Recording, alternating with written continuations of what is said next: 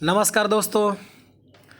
आज हम current affair के वीडियो को आगे बढ़ाते हुए सेट 2 आपके सामने लेकर के आए हैं और इसमें 20 अति महत्वपूर्ण प्रश्नों का संग्रह है जो आने वाले एग्जाम को लेकर के काफ़ी महत्वपूर्ण है।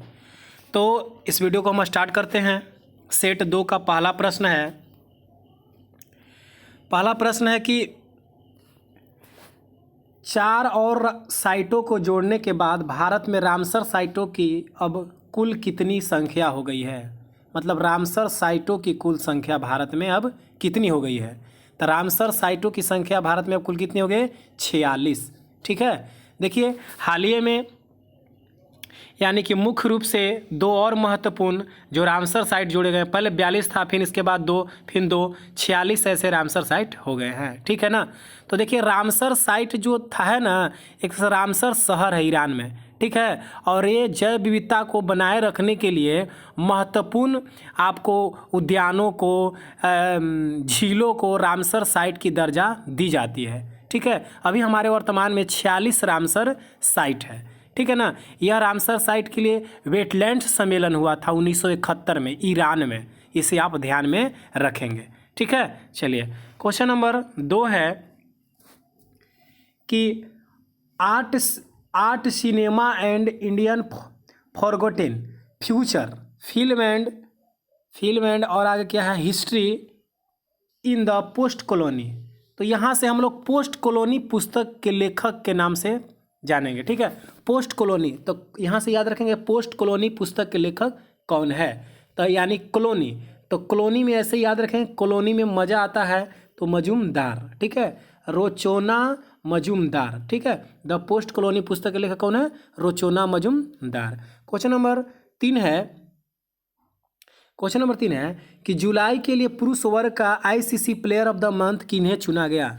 ठीक है। जुलाई के लिए ICC player of the month. देखिए हाल ही में 2021 में ही आईसीसी के द्वारा प्रत्येक महीने यानी कि ICC player of the month पुरस्कार शुरू किया गया है। सबसे पहले यह पुरस्कार आपका ऋषभ पंत को दिया गया था। ठीक है ना। पूछ सकता है कि सबसे पहले यानी कि मेंस में आईसीसी जो प्लेयर मंथ पुरस्कार है किन्हें दिया गया, तो किसको? तो ऋषभ पंत को। अगर आपको कह दें महिला में तो इसको शॉर्ट में याद रखेंगे इस्माइल कोई महिला को मिला है। ठीक है। तो जुलाई के लिए किन्हें दिया गया है? तो जुलाई के लिए दिया गया है आपका केन विलियम्स शकीबुल हसन को जुलाई के लिए दिया गया है। ठीक है। क्वेश्चन नंबर 4 है कि ब्रिक्स देशों के उद्योग मंत्रियों की 5वीं बैठक की अध्यक्षता कौन किया।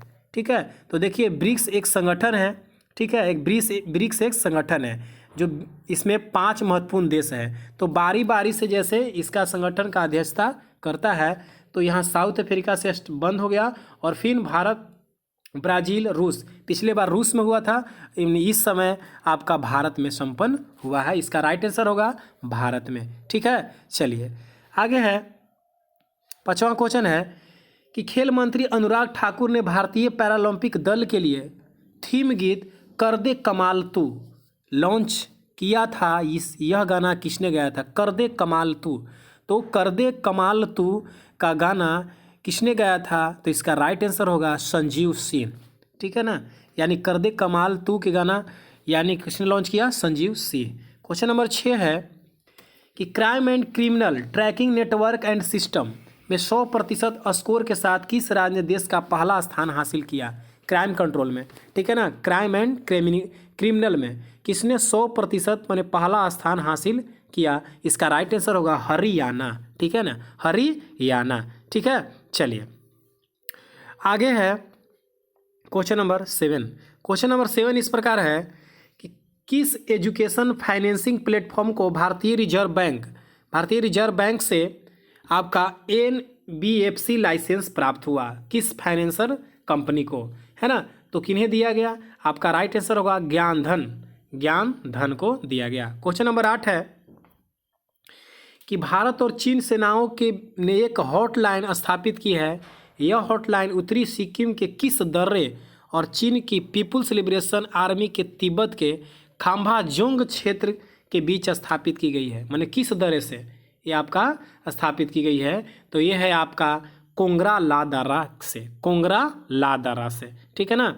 चलिए अब आगे है, हॉटलाइन विकसित किया गया है। क्वेश्चन नंबर 9 है कि किस आईआईटी संस्थान ने नए दौर की प्रौद्योगिकियों की बढ़ती मांग को पूरा करने के 7 नए शैक्षणिक कार्यक्रम शुरू किया गया है। तो इतना नहीं पढ़ेंगे हम लोग, 7 नए शैक्षणिक कार्यक्रम पूछेगा किसने शुरू किया, तो इसका राइट आंसर होगा आपका रुड़की, ठीक है। 7 रुड़की ऐसे याद कर लेंगे, ठीक है ना। चलिए क्वेश्चन नंबर 10 है कि 18 सितंबर को किस राज्य के मुख्यमंत्री कैप्टन अमरिंदर सिंह ने अपना पद इस्तीफा दे दिया हाल ही में, ठीक है ना। कैप्टन अमरिंदर सिंह, तो ये पंजाब के थे। कहाँ के थे? पंजाब के। चलिए क्वेश्चन नंबर 11 है। क्वेश्चन नंबर 11 इस प्रकार है कि अंतर्राष्ट्रीय तटीय स्वच्छता दिवस कब मनाया जाता है? तटीय स्वच्छता दिवस तो 18 सितंबर। देखिए ऐसे याद रखेंगे कि भारत में तटीय राज्यों की संख्या कै गो है? तो 9 गो है, ठीक है ना। तो जोड़ के 9 गो आ जाएगा तो समझिए कि वो है, ठीक है ना, 18 सितंबर। तो 1 8 9, ठीक है। 18 सितंबर को अंतर्राष्ट्रीय तटीय स्वच्छता दिवस है, ये हम याद करने के लिए बता रहे हैं, ठीक है ना। चलिए क्वेश्चन नंबर 12 है कि किस संस्था ने कुम्हारों को आत्मनिर्भर बनाने के लिए SPIN योजना शुरू किया? SPIN योजना की शुरुआत की है किस संस्था ने? तो इसका राइट आंसर होगा खादी और ग्रामीण उद्योग ने, ठीक है ना। क्वेश्चन नंबर 13 है, किस भारतीय ने लगातार दूसरी बार एशियाई स्नूकर चैंपियनशिप खिताब अपने नाम किया? एशियाई स्नूकर चैंपियनशिप का खिताब किस भारतीय ने जीता? तो पंकज अडवाणी, ठीक है, पंकज अडवाणी, ठीक है। क्वेश्चन नंबर 14 है कि 2 बार के ओलंपिक स्वर्ण पदक विजेता यूरी शेडिक की हाल ही में निधन हो गया है, वे किस देश के हैं? है ना, यूरी शेडिक, तो रूस मिला देना है, यूरी शेडिक रूस, ठीक है, तो रूस के थे, ठीक है ना। क्वेश्चन नंबर 15 है कि 19 सितंबर ने इंडियन प्रीमियर लीग IPL का दूसरा चरण किस देश में शुरू हुआ? तो देखिए हाल ही में IPL का पहला चरण इंडिया में होल था, फिर दूसरा चरण यानी कोरोना महामारी के कारण प्रस्तावित किया गया संयुक्त अरब अमीरात में, UAE इसका राइट आंसर होगा, ठीक है ना। चलिए क्वेश्चन नंबर 16 है कि किस देश की अध्यक्षता में शंघाई सहयोग परिषद की राष्ट्र अध्यक्षों की 21वीं बैठक आयोजित की गई? देखिए शंघाई सहयोग संगठन, पहले इसमें 8 देश था, अब एक ईरान जुट गया, 9 देश हो गया। शंघाई सहयोग संगठन में सदस्य देशों की संख्या 9 हो गया। तो इसकी बैठक 2021 में कहाँ संपन्न हुई? तो इसका राइट आंसर होगा आपका तजाकिस्तान, ठीक है ना, तजाकिस्तान में।